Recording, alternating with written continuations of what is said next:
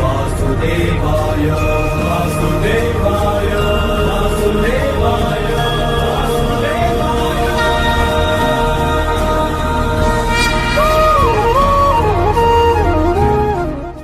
Hi friends, నమస్తే. ఎలా ఉన్నారు అందరూ? నేను మీ Chandramouli and welcome back to travel with Mouli. Friends, నాకు కొంచెం హెల్త్ అయితే ఇష్యూ ఉంది, సో అందుకే వాయిస్ ఎలా వస్తుంది. ప్రజెంట్ నేను ఎక్కడున్నానంటే కోనసీమ జిల్లాలో సెకండేటిపల్లి గ్రామం దగ్గరే ఉన్న అంతర్వేదిలో అయితే ఉన్నాను. మన తెలుగు రాష్ట్రాల్లో అత్యంత శక్తివంతమైన నవనరసింహ స్వామి క్షేత్రాలలో ఒకటైన అంతర్వేది లక్ష్మీనరసింహ స్వామి క్షేత్రం అయితే ఇక్కడ ఉంది. ఈ క్షేత్రం చాలా ప్రసిద్ధి చెందింది అండ్ ఇక్కడ స్వామివారికి ఉత్సవాలు అయితే జరుగుతున్నాయి. ఈ వీడియోలో మీకు ఆ ఉత్సవాలన్నీ మీకు చూపించబోతున్నాను. సో వీడియో అక్కడ స్కిప్ చేయకుండా లాస్ట్ వరకు అయితే చూడండి. ఇంకా మన ఛానల్ ఏమైనా సబ్స్క్రైబ్ చేసుకోకపోతే వెంటనే సబ్స్క్రైబ్ చేయండి ప్లీజ్. మీ సబ్స్క్రిప్షన్ అనేది ఛానల్కి చాలా సపోర్ట్గా ఉంటుంది. సో లేట్ చేయకుండా వీడియోలోకి అయితే వెళ్ళిపోతాం. ఈ అంతర్వేది అమలాపురానికి 50 కిలోమీటర్లు, నరసాపురానికి 20 కిలోమీటర్లు దూరంలో అయితే ఉంటుంది. మనం ఇప్పుడు గుడి ఎంట్రన్స్లోకి అయితే వచ్చేసాం. ఇక్కడ స్వామివారి కళ్యాణోత్సవాల సందర్భంగా గుడి ఎదురుగుండా అయితే చిన్నపిల్లలతో కోలాటం అయితే చేయిస్తున్నారు. ఈ ఆలయాన్ని 1823లో అగ్ని కులక్షత్రియ సామాజిక వర్గానికి చెందిన శ్రీ కొప్పనాతి కృష్ణమ్మ గారు అయితే నిర్మించారు. తర్వాత మొగలుతురు రాజుల పరిరక్షణలో అయితే ఆలయం నడుస్తుంది.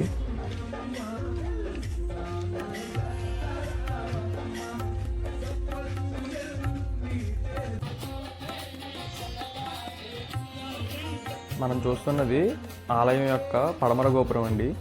స్వామివారు ఈ ఆలయంలో పడమర దిక్కుగా అయితే చూస్తూ ఉంటారు. మనం ఆలయం ఎంట్రన్స్లోకి అయితే వెళ్తున్నాం లోపలికి. ఈ లెఫ్ట్ సైడ్ని చూసుకుంటే మనకి టికెట్ కౌంటర్ అయితే ఉంటుంది.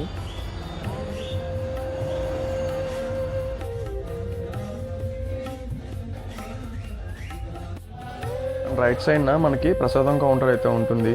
స్వామివారి లడ్డు ప్రసాదం అయితే ఇక్కడ దొరుకుతుంది మనకి.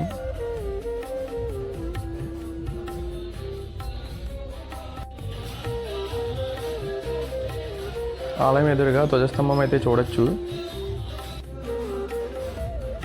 ఆలయం మొత్తం స్వామివారి కళ్యాణం సందర్భంగా భక్తుల దర్శనానికై ఏర్పాట్లు అయ్యి జరిగినాయి. ఇప్పుడు ఆలయం లోపల ఎలా ఉంటుందో మీకు చుట్టూ చూపిస్తాను. ఈ క్షేత్రం యొక్క చరిత్ర మనం తెలుసుకున్నట్లయితే పూర్వం బ్రహ్మదేవుడు రుద్రయాగం చేయడానికి ఈ స్థలాన్ని అయితే వేదికగా ఎంచుకున్నారండి. దీన్ని వేదికగా ఎంచుకోవడం వల్ల అంతర్వేది అనే పేరు వచ్చిందని అంటారు. హిరణ్యాక్షుని యొక్క కుమారుడు రక్తవిలోచనుడు అనే రాక్షసుడు పరమశివుడి దగ్గర వరం అయితే పొందుతాడండి. ఆ వరం ఏంటంటే తనని సంహరించినప్పుడు తన ఒంటి నుంచి వచ్చే రక్తం ఎన్ని ఇసుకరేణువులు అయితే పడుతుందో ఆ ఇసుకరేణువుల నుంచి అలాంటి రక్తవిలోచనుడు రాక్షసులు పుట్టుకు రావాలనే వరం అయితే పొందుతాడు. ఆ వరం పొందిన అహంకారంతో ఆ రక్తవిలోచనుడు బ్రాహ్మణులు చేసే యజ్ఞాలు హోమాలు అన్నింటినీ నాశనం చేస్తూ బ్రాహ్మణుల్ని హింసిస్తూ ఉంటాడండి.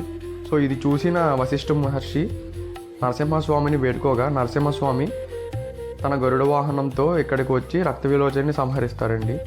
అయితే ఆ రాక్షసుడు వరం కారణంగా వశిష్ఠ మహర్షి నరసింహస్వామికి గుర్రాలక్కనైతే తోడుగా తెచ్చుకోమంటారండి.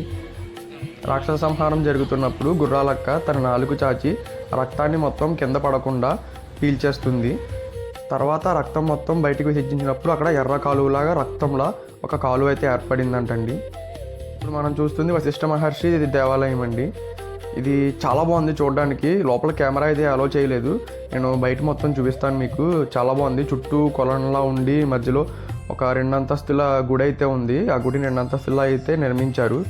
గుడి చాలా బాగుంది. సప్త మహర్షుల విగ్రహాలు అయితే లోపల ఉన్నాయి. అంతర్వేది దేవాలయానికి వచ్చిన వాళ్ళు ఈ ప్లేస్ని కూడా తప్పకుండా విజిట్ చేయండి, చాలా బాగుంటుంది.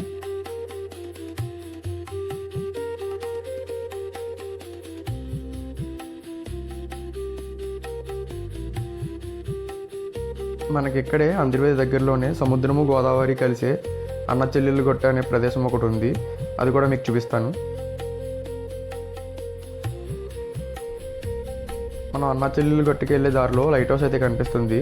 ఈ లైట్ హౌస్ మనం ఎక్కచ్చు, కాకపోతే 4 ముందే వెళ్ళాల్సి వచ్చింది. 4కి ముందే వెళ్ళాలి, ఎందుకంటే 5కి ఎప్పుడో దీనికి లైట్ అయితే ఆన్ చేస్తారు. మనం అప్పుడప్పుడు ఎక్కడానికి పర్మిషన్ అయితే ఉండదు. అండ్ ఇప్పుడు ఉత్సవాల కారణంగా ఎవరిని అయితే ఏ టైంకి కూడా అలౌ చేయట్లేదు, ప్రజెంట్ అయితే ఆపేశారు.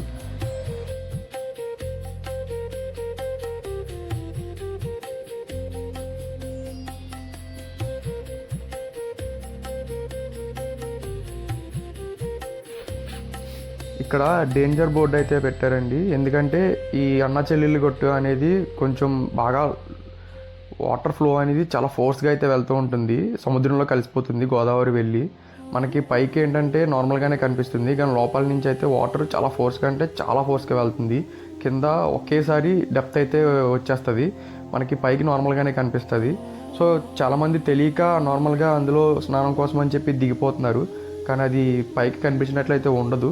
సో దానివల్ల అయితే అక్కడ డేంజర్ బోర్డు అయితే పెట్టారు. చాలామంది ఇక్కడ మిస్ అయిపోతున్నారు ఇక్కడ స్నానాలు చేయడం వల్ల. సో ఎవరన్నా వస్తే ఇలాంటి ప్లేస్లో కొంచెం జాగ్రత్తగా ఉండండి. మనకు చూడొచ్చు రైట్ సైడ్ అయితే గోదావరి ఉంది, బోట్స్ వెళ్తున్నాయి కదా. అలాగే మనకి లెఫ్ట్ సైడ్ సముద్రం చూడండి, కెరటాలు అయితే లెఫ్ట్ సైడ్ ఉన్నాయి. అండ్ రైట్ సైడ్ చూడండి చాలా నార్మల్గా అయితే ఉంది వాటర్ మొత్తం. ఇది గోదావరి అండ్ పక్కన కెరటాలు వచ్చేది సముద్రం. మేమైతే బోటింగ్కి వెళ్ళి మొత్తం అన్న చెల్లెలు గట్టు చూపిద్దాం అనుకున్నాం, సముద్రం గోదావరి కలిసే ప్లేస్. కానీ ఈ ఉత్సవాల కారణంగా భక్తులు అండ్ అందరూ ఎక్కువ రావడం వల్ల ఈ బోటింగ్ అయితే ఆపేశారు. ఈ 3 days బోటింగ్ అయితే ఉండదంట.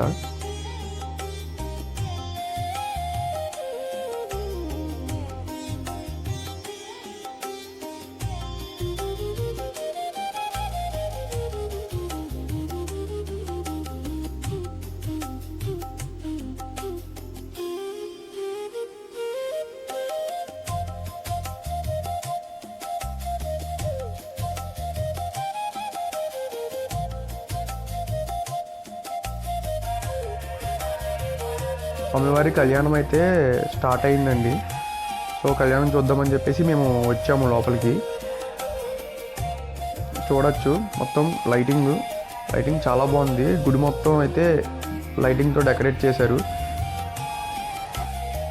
అండ్ మనకి నైట్ తిరణాలు కూడా జరుగుతుంది, అది కూడా మీకు చూపిస్తాను వీడియోలో.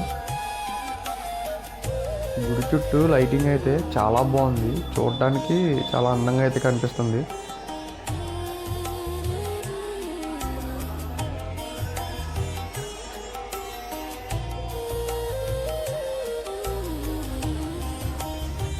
ఈ ఉత్సవాలు జరిగిన రోజులు ఇక్కడ తిరణాలు అయితే ఉండిద్ది. ఫ్యామిలీస్తో వచ్చిన వాళ్ళు ఇది చక్కగా అన్నీ చూడడానికి ఎంజాయ్ చేయడానికి అయితే చాలా బాగుండిద్ది.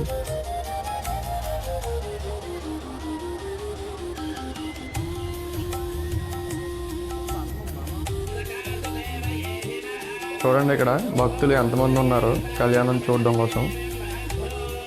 ఇక్కడ స్క్రీన్స్ అయితే పెట్టారు, కానీ ఆ స్క్రీన్లు కూడా క్యాప్చర్ చేయడానికి అయితే అవ్వట్లేదు మనకి. మొత్తం కింద అందరూ కూర్చుని సెటిల్ అయిపోయారు భక్తులందరూ. ఏంటంటే మాకు ఫ్రెండ్ పాస్ అన్నీ ఇచ్చారు, కానీ దేవుడు పర్మిషన్ అయితే ఇవ్వలేదు, లోపలికి వెళ్ళడానికి అయితే లేదు. మొత్తం ప్లేస్ లేదు అసలు ఎంట్రన్స్ అవ్వడానికి లోపలికి. అందరూ ముందే వచ్చి కింద కూర్చొని ఇంకా చూడండి పడుకొని చాలామంది అలా ఉండిపోయారు. సో లోపలికి వెళ్ళడానికి అయితే ప్లేస్ లేదు. చాలా ట్రై చేసాం కానీ కుదరలేదు. ఇంకా కొంచెం ఎర్లీగా వచ్చి ఉంటే లోపలికి ముందే కొంచెం ఛాన్స్ దొరికేదేమో. సో అందుకే మీకు బయట నుంచి చూపిస్తున్నాను. పాపం మా ఫ్రెండ్ తన కోసం అని ఉంచుకున్న పాస్ని నా కోసం అలానే పెట్టుంచాడు. తను లాస్ట్కి తను వెళ్ళలేదు, నేను వెళ్ళలేదు లోపలికి.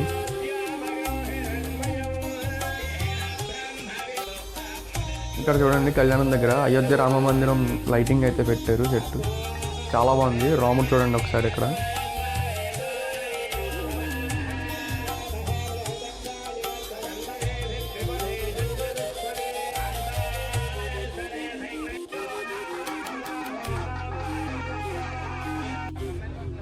స్వామివారి కళ్యాణం తర్వాత రథోత్సవం అయితే ఉంటుంది. సో ఇప్పుడు మీకు ఆ రథోత్సవం అయితే చూపిస్తున్నాను. అంతర్వేది నరసింహస్వామి రథోత్సవం చాలా ప్రసిద్ధి చెందిందండి. ఈ రథోత్సవం చూడడానికే కొన్ని లక్షల మంది భక్తులు అయితే వస్తారు స్వామివారి ఉత్సవాలకి.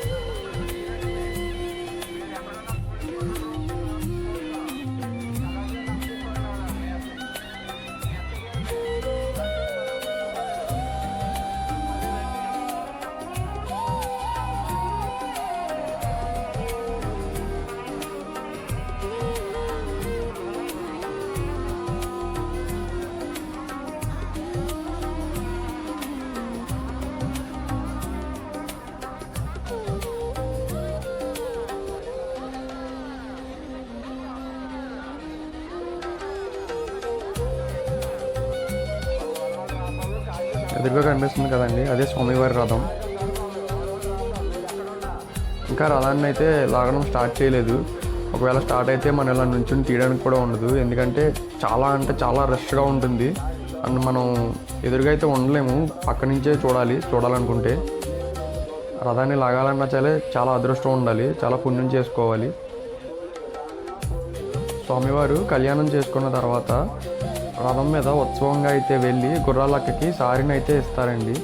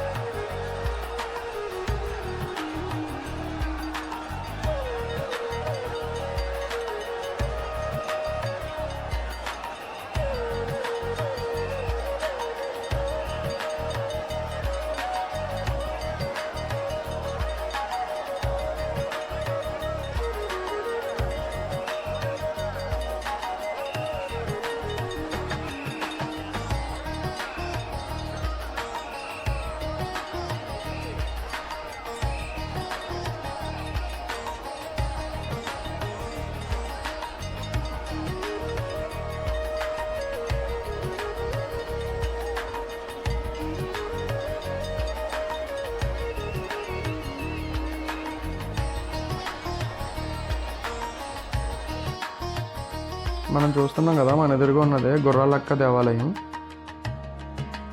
ఇక్కడికి స్వామివారు ఉత్సవంగా వచ్చి సారినైతే అక్కకి ఇచ్చి వెళ్తారు. అంతర్వేది వచ్చి స్వామివారిని దర్శనం చేసుకున్న వాళ్ళు ఈ గుర్రాలక్క దేవాలయానికి వచ్చి దర్శనం చేసుకుని వెళ్తూ ఉంటారు.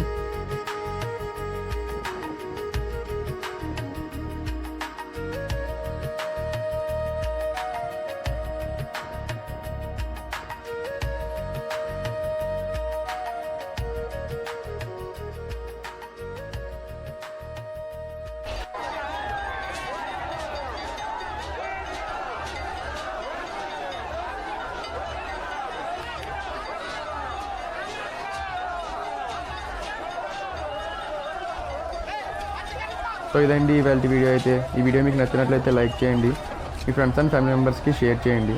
మీ వాల్యుబుల్ ఒపీనియన్ ఏమైనా ఉంటే కింద కమెంట్ సెక్షన్లో కమెంట్ చేయండి. మరొక వీడియోతో మళ్ళీ కలుసుకుందాం. అంతవరకు సెలవు. జై హింద్. భారత్ మాతాకి జై.